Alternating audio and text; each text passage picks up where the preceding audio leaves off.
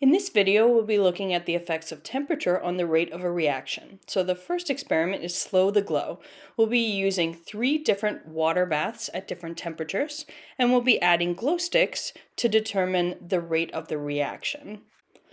Glow sticks rely on a chemical reaction between an organic dye and an oxidizer, usually hydrogen peroxide.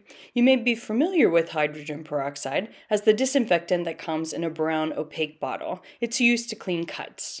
When you break the glow sticks, you are breaking the tube containing the oxidizer. That allows the oxidizer to react with the dye. The reaction causes an energy transfer from the dye using fluorescence. The rate of the reaction is dependent on the number of collisions between molecules. The more collisions, the faster the reaction. The faster the reaction, the brighter the tube appears.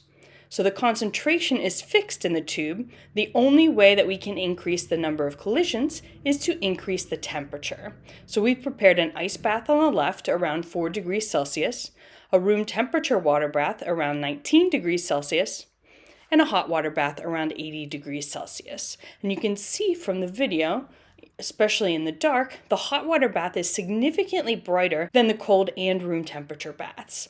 Interestingly, the room temperature and cold baths aren't significantly different. So we do see a trend that the higher temperature, the hot bath, is going to form a faster reaction. So we get that dye molecule reacting with hydrogen peroxide faster.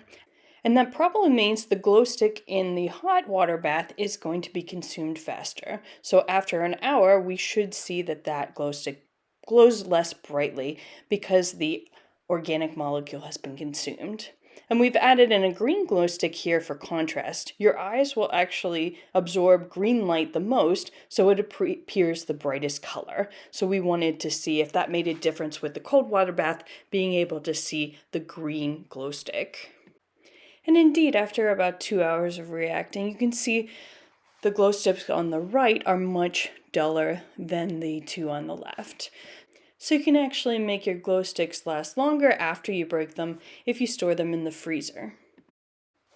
And for this next demonstration, we're going to be using a popping candy like Pop Rocks, as well as the same 3 water temperature baths. So the ice bath, the room temperature bath, and the hot bath. And this time I measured the temperatures in degrees Fahrenheit. Today we're going to be looking at the effects of temperature on reaction rate. So I have a pack of Pop Rocks, which are the popping candy, and I have 3 liquids at different temperatures. So the one on the left is 41 degrees Fahrenheit, so we've got a cold solution. In the middle we have room temperature, so it's around 71 degrees Fahrenheit.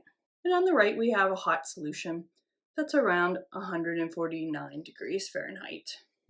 So I'm going to be adding the Pop Rocks candy to each of these solutions, and we'll be observing the rate of the reaction based on the sound. Whichever one sounds like it's reacting faster, that's how we're going to determine the reaction speed. So I'm going to add it into the cold solution first.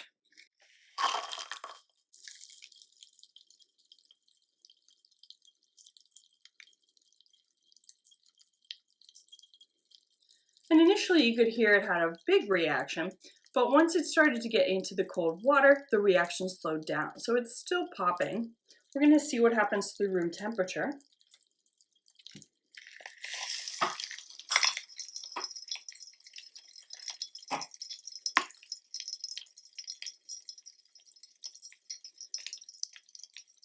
And you can hear by the sound and also see by the amount of bubbles forming that the room temperature is a faster reaction. Let's compare that with the hot temperature.